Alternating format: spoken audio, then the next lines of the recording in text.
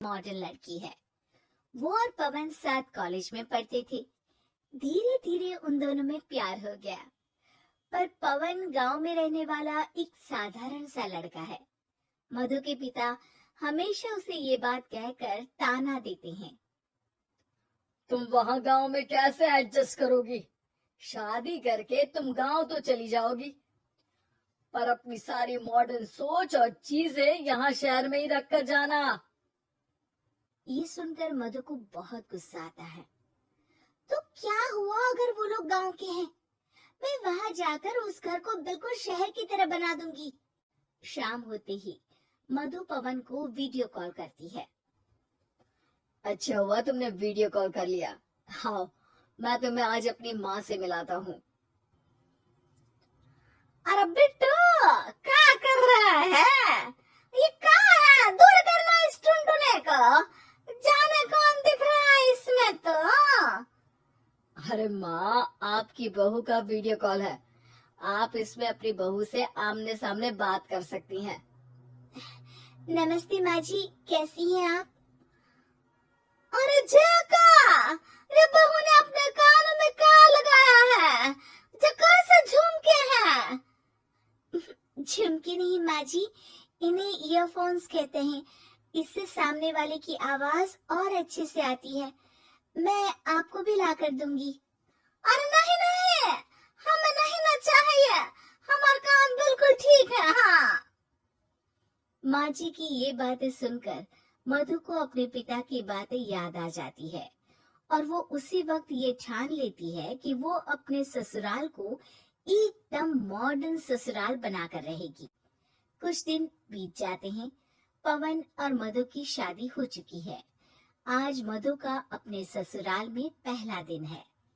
माँ जी, मैं आपके लिए एक तोहफा लाई हूँ। अरे इतना बड़ा तोहफा! अरे क्या लाई है रे इस बड़े से बक्से में? मधु बॉक्स खोलती है। ये क्या है?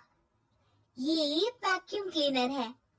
मैंने आपको झाड़ू लगाते हुए देखा तो सोचा अब आपका काम आसान हो जाएगा। अरे वाह बहू वाह, तूने मुझे झाड़ू लगाते हुए देखा तो तू मेरा हाथ से झाड़ू लेकर खुद भी तो लगा सकती थी ना। पर नहीं, तूने तुझे मशीन लाकर मेरे हाथ में दे दी कि यह काम हमेशा मैं ही करूं। ये आजकल की शहरी छोरियां बिल्कुल नहीं बदलेगी। मधु को मन ही मन गुस्सा आता है, पर फिर भी अपना गुस्सा भूलकर मधु माँ जी को वैक्यूम क्लीनर इस्तेमाल करना सिखाती है। अगले दिन मधु सुबह उठती है तो ये आंगन में से कैसी आवाजें आ रही हैं? मधु दौड़ती दौड़ती आंगन में जाती है और देखते ही चौंक जाती है। अरे माँ जी, ये आप क्या कर रही है? और वो कहाँ है ना? सुबह मैं जब कुआं से पानी निकाल रही थी तो मेरे कान की बाली उसमें गिर गई थी। तो ये तेरा वैक्यूम ना सारी चीजें अपनी तरफ खींच लेता है ना, तो मेरी बाली भी तो निकाल ही देगा। उसी की कोशिश कर रही हूँ, पर न जाने क्यों अब ये चालू ही नहीं हो रही तेरी मशीन। अब वो चालू होगी भी नहीं। पर अब कुएं में से पानी निकाल क्यों रही थी? अरे कमाल करती हो ना बहू। पीने के लिए पानी क्या तेरे मायके से लाऊं मैं? अरे कुएं से ही तो निकालना पड़ता है। हाँ, पीने के लिए पानी और वो भी कुएं से। मधु दिमाग लगाती है और थोड़ी ही देर में घर में वाटर प्यूरिफायर लगवा देती है। ये देखिए माँ जी, इसमें बस एक बार पानी भर देंगे तो नल में पानी साफ होकर बाहर आएगा। अरे वाह रे बहू, ये तो बहुत ही बढ़िया चीज है। रात हो जाती है। मधु जैसे ही प्यूरिफायर का नल चालू करती है तो वो अचानक से फट जाता है और सब जगह पानी पानी हो जाता है। अरे ये क्या हुआ? ये क्या हो गया? मैंने तो बस इसमें उबला हुआ पानी डाला था, ये इतनी जल्दी खराब हो गया। अरे ये सारी सारी चीजें सब ऐसे ही होती है कबूरी। क्या आपने इसमें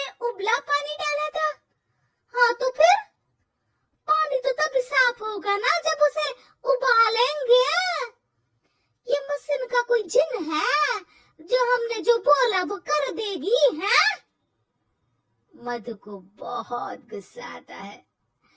इस तरह तो मेरा अपने ससुराल को मॉडर्न बनाने का सपना अधूरा ही रह जाएगा। नहीं, मैं इस तरह से हार नहीं मान सकती। थोड़े ही दिन में मधु पूरे किचन को मॉड्यूलर किचन में बदल देती है। अरे वाह बहू वाह, इतनी सारी अलमारियां! माँ जी मॉड्यूलर किचन देखकर बहुत उत्सुक हो जाती है।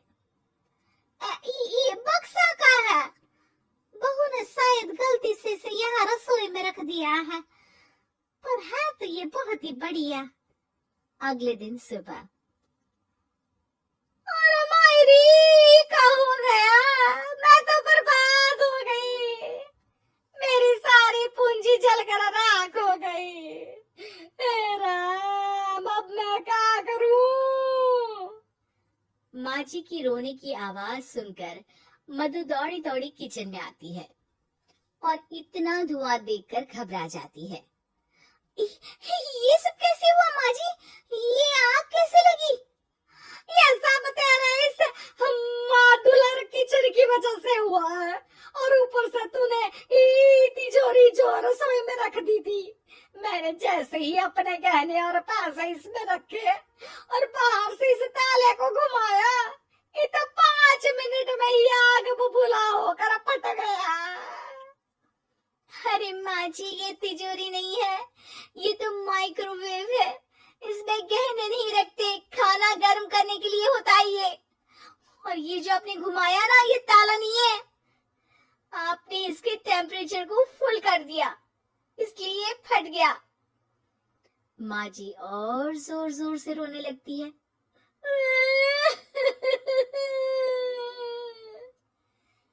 मधु सर पीट लेती है और कसम खाती है कि अब ससुराल को मॉडर्न बनाने की कोई कोशिश नहीं करेगी। मुझे माफ कर दीजिए माँ जी, आप जैसी हैं वैसी ही ठीक है। मधु को अपने पिता की कही बात याद आ जाती है और मधु वापस घर और किचन को पहले जैसा ही कर देती है।